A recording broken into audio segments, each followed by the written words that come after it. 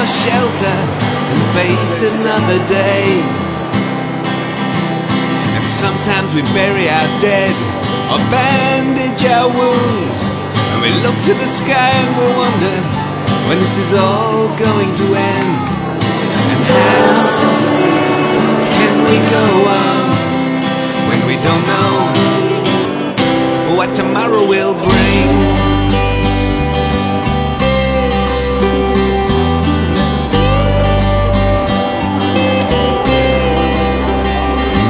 My father tells a story.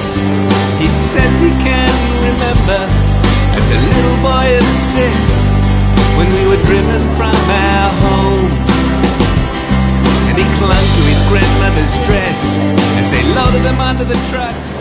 Hey, we know filming in here, please. Do that, okay. They come right here. Delete the film. Beg your pardon? Delete that film, just put it here.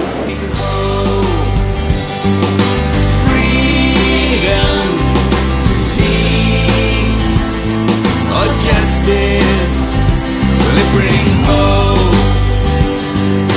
Freedom, peace, or justice?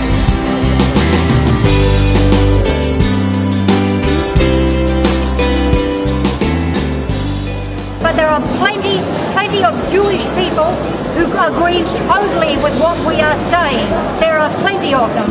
People like Tony Judd, who died just recently. But many more. This is not a Jewish problem. This is a problem with Zionism, and you must learn the difference. Mary, she says, how can I raise a family when I don't know what tomorrow will bring? Will it bring hope?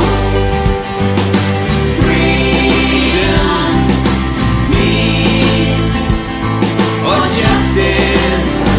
Will it bring hope? Boycott Israel! Boycott Seacret! Boycott Seacret! Free Palestine! Free Palestine! Boycott Israel! Boycott Seacret! Boycott Israel! Boycott Seacret! Boycott Seacret! Free Palestine! Free Palestine! Boycott Israel! Boycott Israel! Boycott Seacret! Boycott Seacret! Free Palestine! Will it bring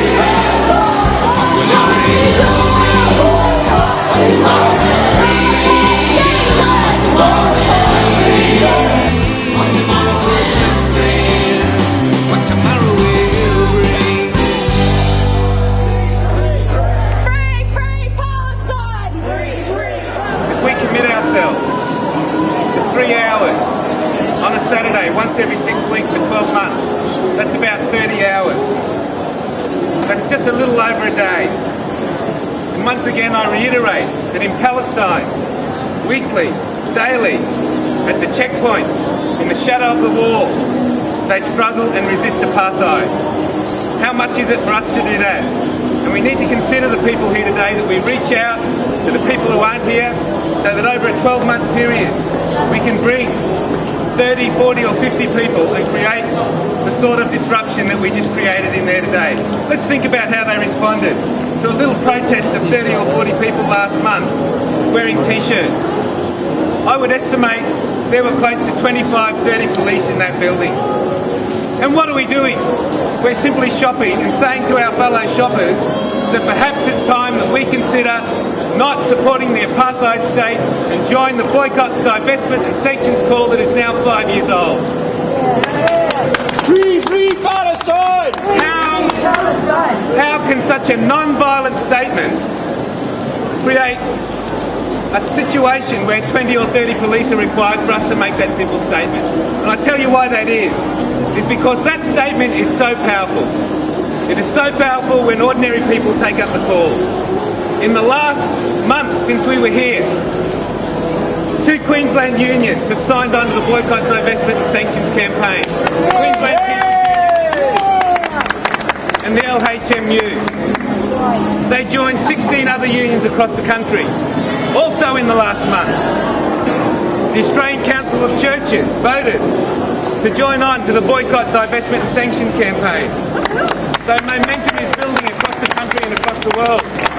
But also in the last month, another village in the deserts of Israel, or Palestine as it should be called, was razed. The houses of 300 people were destroyed. The situation continues unabated and is just getting worse for the Palestinian people. The reality is, apartheid is supported externally. It will not exist without external support. Our government is one of those main supporters. The only message that we can give is that we will encourage people not to purchase products from the State of Israel, to join the boycott call, to encourage their unions to divest, and ultimately to make our government create the sanctions that are needed to bring the system down. I sat in a meeting with the United Nations representative for Gaza, and he sat down and in 20 minutes he explained exactly what was going on in that place. He explained that 60% of the population is unemployed, 80% of the population live on aid, that thousands and thousands of houses have not been rebuilt since the terrible destruction of a little over a year ago. 80 million litres of water remains untreated and flows in either to the Mediterranean Sea or into the soil of Gaza. 90% of the drinking water in Gaza is unfit for consumption. And these people have the audacity to tell us that we are ignorant, yet they support this exact program. The other thing they say to us is that there was no Palestine. Although, where were we fighting in the First World War? I thought it was in Palestine, but perhaps I was mistaken. Say to those people again, crawl into those internet worms to crawl into their ignorant holes. Because it's them that live in a darkness. And we stand here on the side of justice, human dignity and peace. And it is them and their ignorance that stand on the side of hatred and war. Tomorrow will bring